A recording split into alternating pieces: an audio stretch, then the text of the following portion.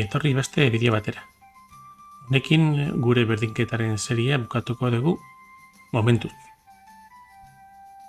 Hemen ere zuriak berdinketa lortu egin behar du eta zeia dirudi ze bipioiak bai ala bai koroatuko du.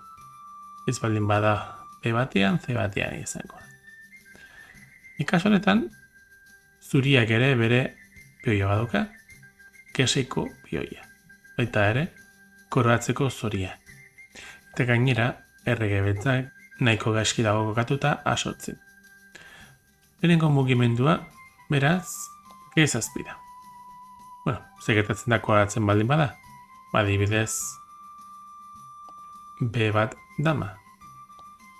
G8 dama, dama B8, erregea F7, eta dama hiltzeduta dago. Eta hau, bueno, egin beltzak altzeko zorian egongo zen. Beraz ezin da jan, ezin da korratu, ezin da jan B bateko zaldia. Baina hemen, beltzak errekurtso badauka, eta da zaldia H5, pioia mehatxatuz, beraz G8 da, baina orain, zaldia F6.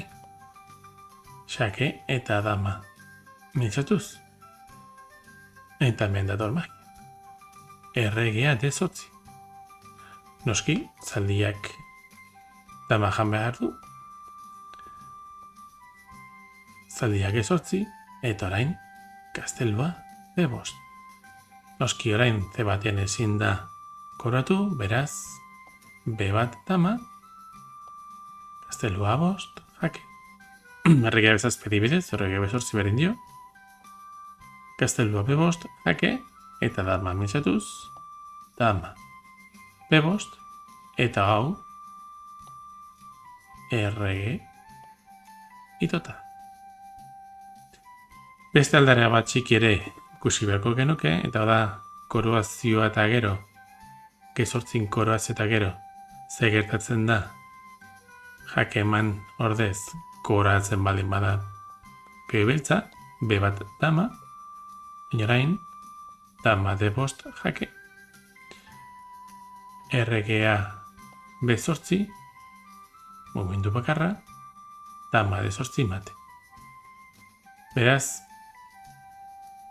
posizionetan doblea eman behar da, eta betza berdinketarekin konfumatu egin behar. Espero dut seria gustatu izana, eta hurrengo bideo arte. Eskerrik asko hor egoteagatik.